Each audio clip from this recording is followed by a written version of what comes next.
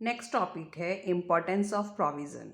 ठीक है स्टूडेंट, आपको प्रोविज़न का मीनिंग समझ आ गया। आपने प्रॉफिट के एक पार्ट में से आपने प्रॉफिट से अलग किया हुआ एक अमाउंट रखा।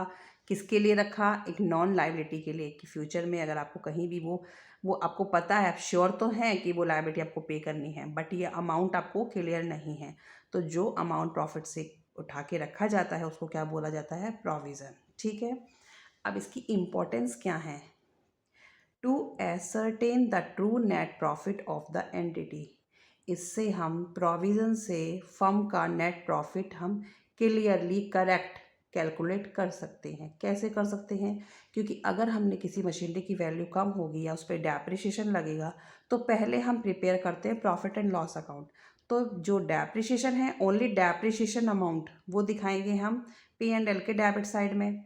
और जो हमारी जो मशीनरी पे डेप्रिसिएशन लगा है, अब मशीनरी मेरी 1 लाख की थी, उस पे हमने 10,000 का डेप्रिसिएशन लगाया, तो जो बैलेंस शीट में मशीनरी की वैल्यू दिखाएंगे 1,90,000। तो इट मीन्स उससे क्या होगा कि जो हमारा प्रॉफिट है वो भी सही आएगा और बैलेंस शीट भी सही आएगी।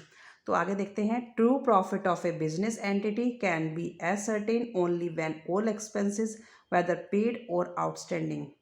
ट्रू प्रॉफिट क्या होता है बिजनेस एंटिटी का? जो हमें जिसमें हम सारे एक्सपेंसेस जो हमने पे कर दिए हैं या जो पे नहीं करे हैं, all provisions for known liability, जितने भी प्रोविजंस हैं किस पे प्रिपेयर होते हैं? नॉन लाइबिलिटी में।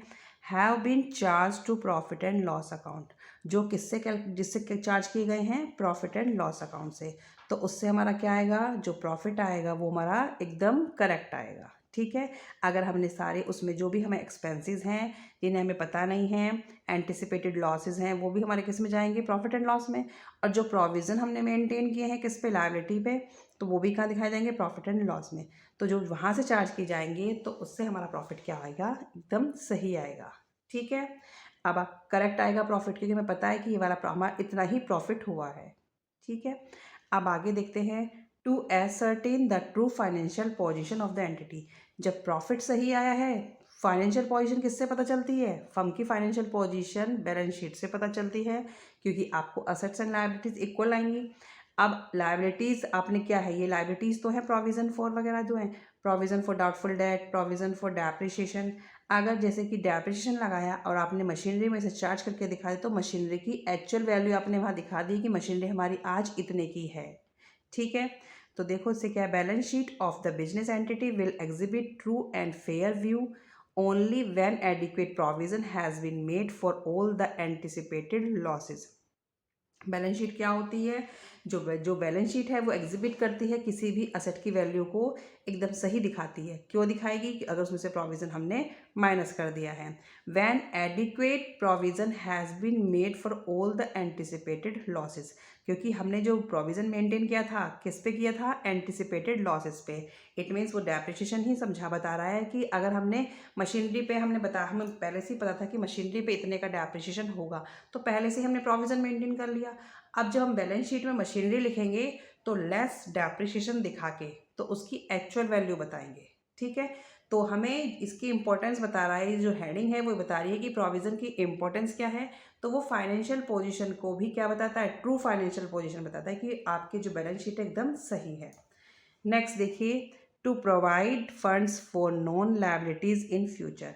जो प्रोविज़न है वो क्या करता है? फंड्स प्रोवाइड करता है। फंड्स मीन्स एक अमाउंट आप उठा के रख लेते हैं, किसके लिए? जो नॉन लायबिलिटीज़ हैं फ्यूचर में। Known liability like funds is required to meet the known liability. Funds क्या करता है? नॉन लायबिलिटी से आपका मीट कराता है, मीन्स दिखाता है उसमें। In future where they take place of provision, फिर वो किस में कवर कर लेता है? प्रोविज़न में। Are made like provision for taxation. जो फंड्स आपने उठा के रखा वो किस में कवर हो गया बाद में? प्रोविज़न में। तो प्रोविज़न फॉर टैक्सेशन का नाम, उसको नाम दे दिया गया। क्यों? क्योंकि अगर आपको टैक्स पे करना है तो कहाँ से करेंगे? प्रोविज़न फॉर टैक्सेशन से। Provision for repair and renewal etcetera. तो ये इस तरीके से जो अमाउंट उठा के रखे गए, जो फंड्स उठा के रखे गए हैं, उनको फिर इनके नाम दे दिए गए कि अगर टैक्स से रिलेटेड है तो प्रोविज़न फॉर टैक्स से लेंगे, डेप्रिसिएशन है तो प्रोविज़न फॉर डेप्रिसिएशन से लेंगे, अगर कोई चीज़ रिपेयर करानी है तो प्रोविज़न फॉर रिपेयर से है। ठीक है, जो जिससे रिलेटेड है उससे ही आप वहाँ से अपने लॉसेस को कवर कर लेंगे। नेक्स्ट देखिए। Provision is required as per concept of prudence. जो प्रोविज़न है वो किस कॉन्सेप्ट पे आता है, जो रिक्वायर करता है, ये कॉन्सेप्ट पे है प्रूडेंस पे। ठीक है, provision help in following prudence concept. जो प्रोविज़न है वो किस में हेल्प करता है, प्रूडेंस कॉन्सेप्ट को फॉलो करता है, which provide for all anticipated losses. क्योंकि प्रूडेंस प्रिंसिपल आपका क्या कहता है, प्रूडेंस कॉन्सेप्ट आपका क्या कहता है कि जो भी एंटिसिपेटेड लॉसेस हैं उनको क्या है, उनको कवर करने के लिए पहले से ही एक प्रोविज़न मेंटेन करना चाहिए। ठीक है, क्योंकि जो प्रॉफिट है आप उसको तो अवॉइड कर देंगे, लेकिन जो लॉसेस हैं उसको पहले से ही तैयारी करनी चाहिए। तो ये वही है कि जो पहले से आपको लग रहा है कि हाँ से मुझे पैसा नहीं आएगा, तो उसके लिए पहले से ही प्रोविज़न मेंटेन करना चाहिए। ठीक है स्टूडेंट।